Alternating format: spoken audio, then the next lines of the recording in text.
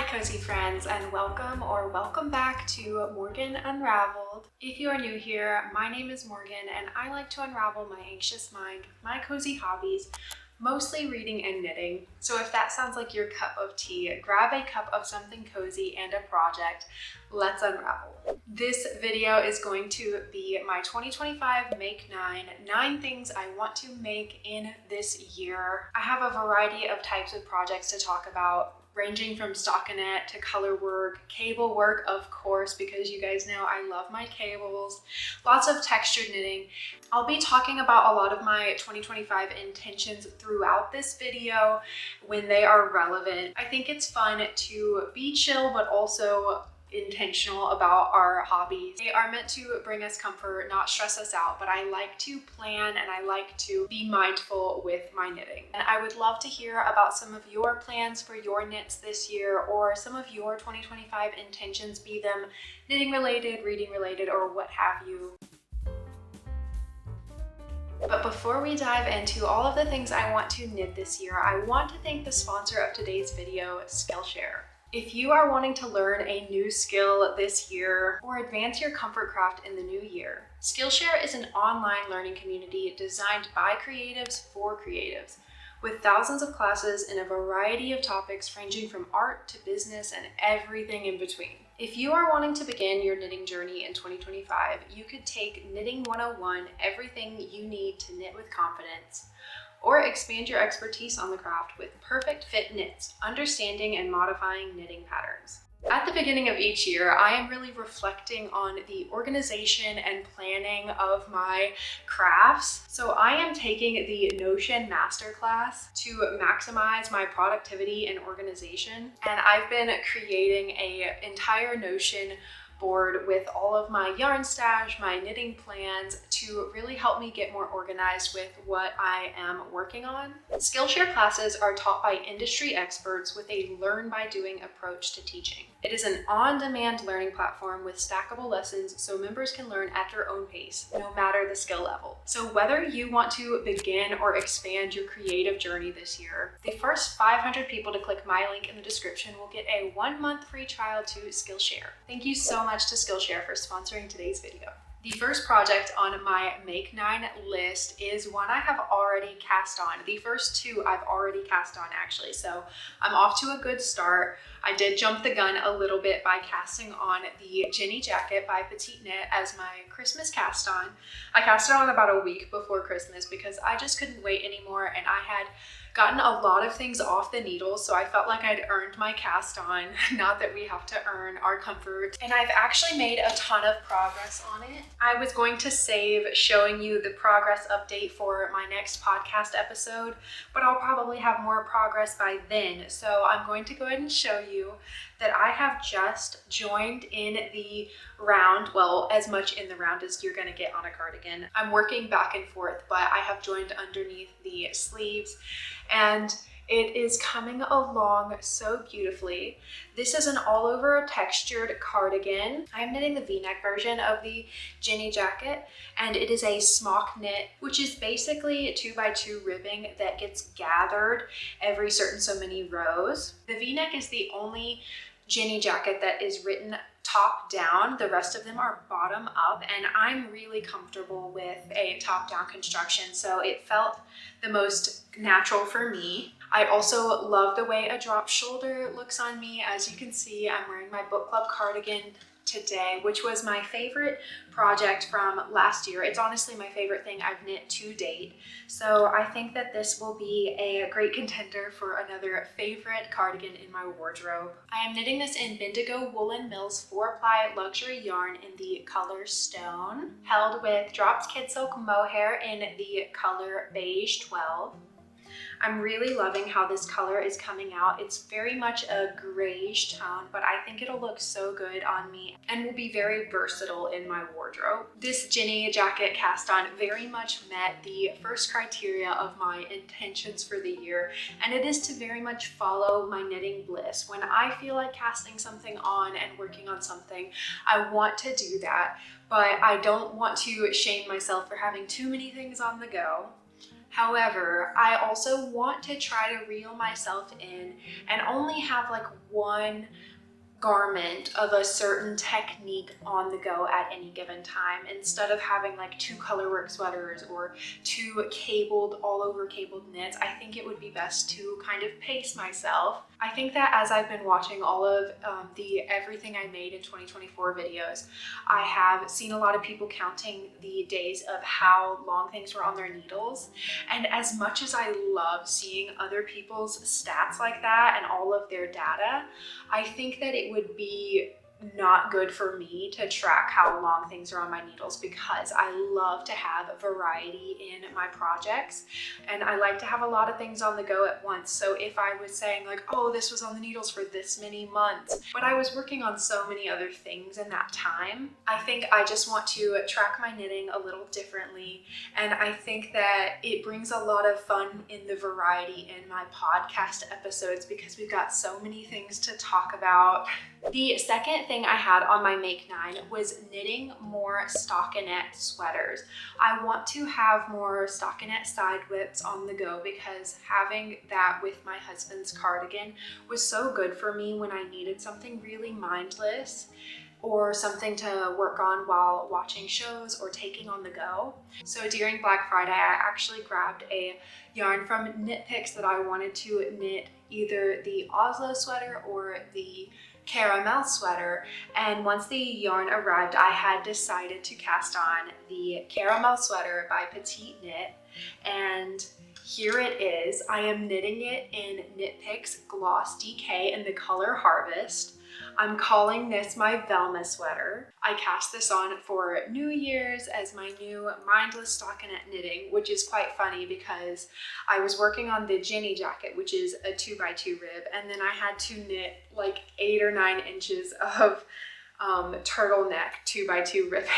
So it wasn't the stockinette knitting at first that I was looking for, but now it most certainly is. I think when I started my knitting journey with the folklore cardigan, I felt like stockinette projects would be so boring, but I've really changed my train of thought with that, and I want to have more simple sweaters to work on throughout my queue. This was a great start to the year. I have a couple other intentions I'm really tackling with this knit as well. The first being that I want to knit more in my color season that aren't just shades of brown and beige. I love knitting and wearing shades of brown and beige, but I also want to have more autumnal colors in my wardrobe. I think a lot of the yarns in my stash, which I want to knit more from, we'll talk about that more later, are all browns and beiges. So it was really exciting to order a yarn in a fun color and get to work on it and know that it's also still in my color profile or color season, something that will be versatile in my wardrobe but still complement me really well. And I feel like when you wear a hand knit sweater, it's going to be the statement piece of your outfit, whether it is a beige tone or a bold color. So it doesn't have to be so mix and match, especially when it's a sweater rather than a cardigan. Obviously with a cardigan, you want it to match with the shirt underneath, or at least complement. But with a sweater, it's just going to be the focal point, even if you're just wearing jeans and an orange sweater. But yeah, we know I love knitting with my neutrals. I just want to kind of get out of my comfort zone with my knitting a little bit this year. But that obviously won't apply to things that I am knitting from stash. The caramel sweater is a raglan with a 2x2 turtleneck, as well as 2x2 ribbing on the hems and the long sleeve cuffs. It calls for a fingering weight held with a mohair or a DK weight yarn, and I opted to knit with a DK. Next, let's talk about the Dagmar. You guys know that I have already had quite a journey with knitting the Dagmar. If you have been watching my podcast, I cast it on as a birthday cast on when she released it on my birthday last year in September. And I went out and purchased this brown Cascade 220 for my birthday, but I was having gauge issues and I had actually sized down to a medium because my cumulus blouse that I knit in a large was too big for me. So I kind of overcorrected there. And Cascade 220 is definitely a worsted weight, and this This project calls for an Aran weight yarn. It is an all over cabled knit. And I was knitting the Dagmar jacket, but since then she has actually released a pullover version and a zipper sweater. So I kind of got indecisive about which one I even wanted to be knitting and whether or not I should be knitting it with the yarn I am because of my gauge issues. I already frogged back the back yoke once to knit it on a 5mm instead of the recommended 4.5. And as you saw in my last podcast update, I had knit up to most of the front panel of one of the shoulder panels. And I also said in that episode that I was going to be knitting it in a completely different yarn. But thanks to some of your kind comments that you really loved the brown, I am going to try to make it work with my Cascade 220. I do think that that would look so good with these cables. And I would like to announce that me and my friend Ev from Knitting with Ev here on YouTube, she is a knitting vlogger and podcaster as well as a spinner. We are going to be knitting the Dagmar zipper sweater together starting very soon. We're going to be casting on, and we are actually going to have a mini KAL. We're just going to have a hashtag we can share our progress on. And if you have decided to cast on a Dagmar this year and want to join along with us, we'd love to see your project on the hashtag DagmarKAL. So let me know down in the comments if you are going to be joining along with us or if you're planning to knit the Dagmar sometime this year. I think it'll be a really fun project for me to work on through fall here in Australia and hopefully have ready around winter time when it starts to get really chilly. I frogged back to the shoulder increases to be able to size up for the size large instead of medium, and will be knitting it on a 5mm needle so that I can meet gauge with my worsted weight yarn. But I would highly recommend, if you are yarn shopping for this project, try to get an Aran weight because it's been tricky meeting gauge with a worsted weight. This brings me to my other intention with my knitting for this year, which is knitting from stash. I think that this is such a tricky topic because stash is just so subjective in the knitting community. Some people want to have a huge stash. Some people want to have no stash at all. They want to go buy yarn when they want to start a project. And whatever you like to do with your knitting, if it brings you joy and doesn't stress you out, that is so valid and so great.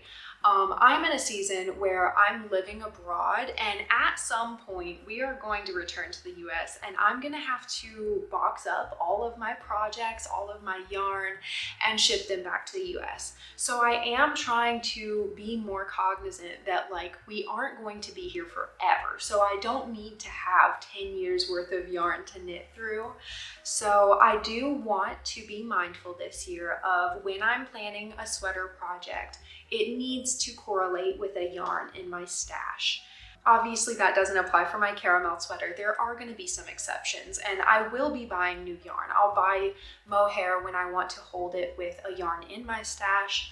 I'll also probably add yarns to those orders from time to time. I'm not going to be shaming myself if I don't knit exclusively from stash, but I do want to be, and as far as this entire Make 9 goes, I am planning to knit from my stash for all of these projects besides the caramel sweater. It can be tricky because I want all of my finished objects and my whips as well to really spark joy for me and feel right.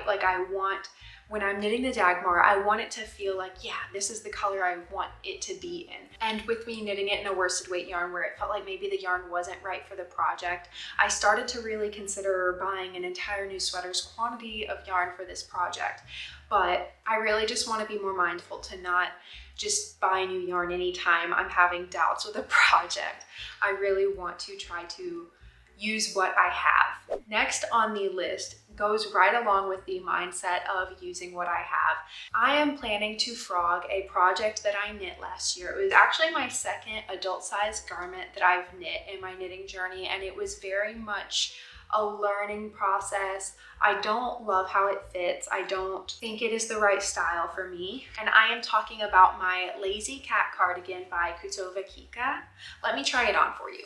This is my Lazy Cat cardigan by Kutova Kika, and I knit it in 2 strands of Wool Ease recycled in the color olive held together. So it is a very thick weight, but it's also quite gapey because it is brioche and with 2 worsted weight yarns held together. So I feel like I made a lot of silly choices because I was a beginner knitter and I was learning so much on this project, which is super valid. I'm not happy with the size I chose to knit. I think that the button band cinches up too much and is too tight on me.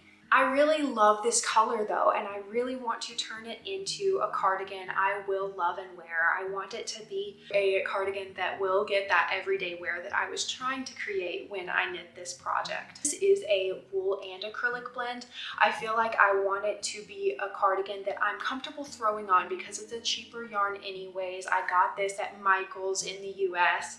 I think I have to give myself some applause for even being able to knit a bottom-up brioche stitch cardigan as a beginner. I think it's amazing I was able to do this, but I would really like to unravel it, and my plan is to knit the Field Day jacket by Ozetta in this yarn. I think that that would look so beautiful. It is a drop shoulder construction, and I think it looks very slouchy and cozy, and my favorite thing about this project specifically is that the collar button band is actually knit at the same time as the cardigan, so you don't have to do the finishing button band at the end. I really like that. I think that unraveling this will actually be an entire learning process as well because it's going to be frogging a held double yarn, so that'll be tricky and I'm interested to see how that will go. But we're going to be saying farewell to this jacket and turning it into something that will get a lot more wear. I really haven't worn this one very much since finishing it, so it would be nice to see this become something new. And I don't hate the brioche stitch, so I also considered turning this into a November jacket, which would just be holding 1 strand of the worsted weight yarn, and so the mileage would vary, but it's a longer, still V-neck with a double knit button band. So it would be a lighter weight brioche V-neck jacket. Still in between the two, but mostly leaning towards Ozetta's. And I did add some Drops Kid Silk Mohair in the color green to my cart to hold with this when it comes time to knit that. So I'm really looking forward to really upcycling this knit. Next on the list is knitting more tees. The picture I have on my Make 9 is the Ballard tee by Sari Nordlund. This is one I have had my eye on and actually had in my pattern library for a bit. And I have a few tee quantities of cotton DK yarn in my stash, but I keep going back and forth on which pattern in my library I want to knit with which yarn. So I feel like that keeps me from casting them on, but once you do cast on a DK weight tee, it kind of flies off the needles. So I'm definitely planning to knit more of those in spring, so that probably won't get to my tee knits until much later in this year, just because summer is coming to a close here. I've already got my fall knits on my needles, so I feel like those can all wait. But some of the projects I have my eye on to knit as far as tees go are, like I said, the Ballard tee by Sari Nordlund. The Ballard tee is a drop shoulder cabled knit that has columns of stockinette stitch in between the cables. And I think that this would be a very beautiful but quick knit, as well as the Rainy Day tee by Sari Nordlund. The Rainy Day tee is a raglan with a cable detail, and other than that, it's just a stockinette tee. So I think this one would also work up quickly and beautifully and be quite a staple in my wardrobe. And the other project I have in my pattern queue that I have no idea if I do this year, but it's in the back of my mind, is the Poet tee. It is an all over beautiful lacework design, and I have yet to tackle that much lace. I've done a little bit of it, but it doesn't make as much sense in my brain as cables do. I feel like I have to still be constantly referencing the chart. But when I worked on my salty days, I actually did learn to kind of read my knitting with my lacework, which is really what I'm able to do with my cables that make me able to kind of put down the chart and just fly off the needles. So that's what I love, is the mindfulness it takes to create the cables while also still being able to do it from memory and not having to like follow the chart so to detail. Because with color work, I really do have to pay that much attention to the chart with every row, like stitch by stitch. So as much as I love some mindfulness in my knitting, I feel like if something takes too much focus, it can definitely cause me to be like, I'm not gonna do that yet. The next intention and project on my Make 9 for 2025 is I want to knit, I think, 5 pairs of socks this year. I think it would be cool to knit 5 pairs of socks in 2025.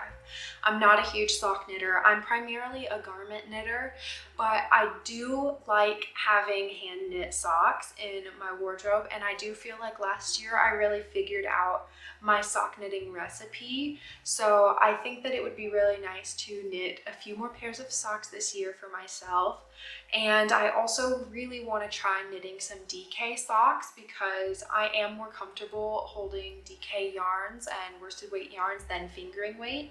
I can sometimes feel like I struggle to keep my tension with thinner yarns, so I think I would have an easier time working on DK socks. We shall see. But the first couple pairs of socks on my list as far as DK socks go would be the DRK Everyday socks by Andrew and Mowry, as well as the Hibernal DK socks by Summerly Knits.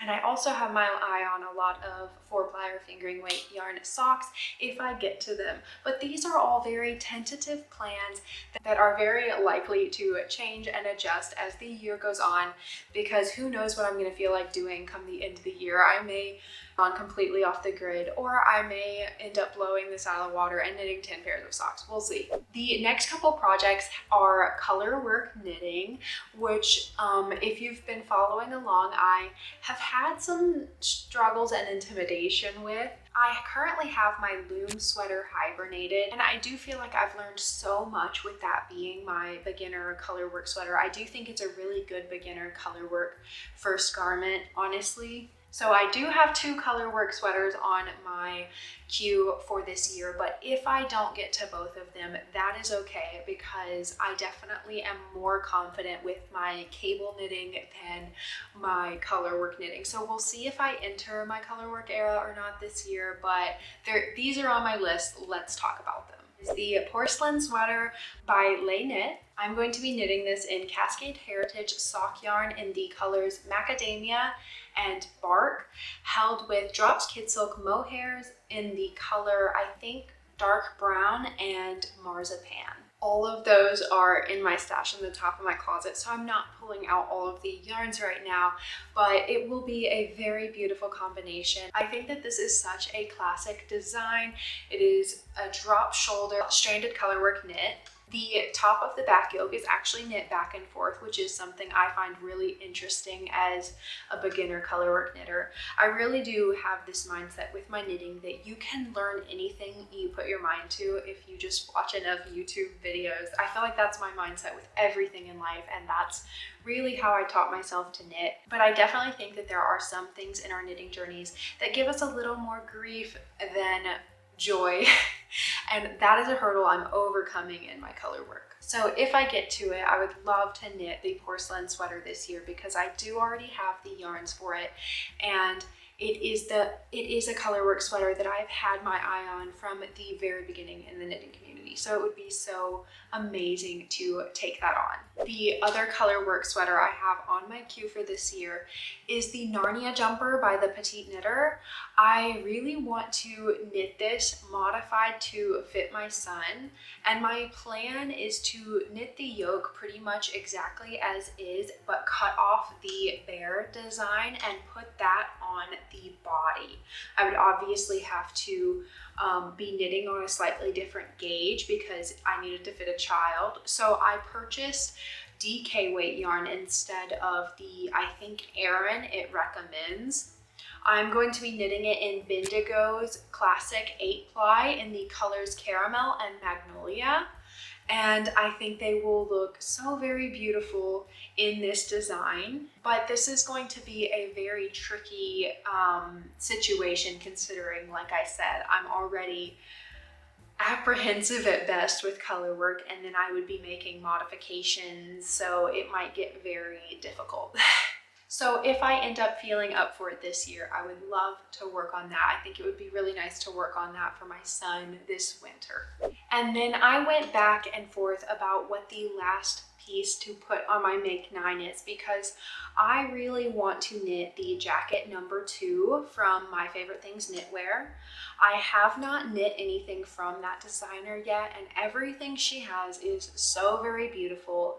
And I honestly hadn't seen this pattern much because I do a lot of perusing on Ravelry, but her pattern for this is not available on Ravelry. It's not listed on there at all. It's only on her website. But when I saw Mathilde from Nestled in Knits knitting this, I was obsessed. I am obsessed. I need this in my wardrobe.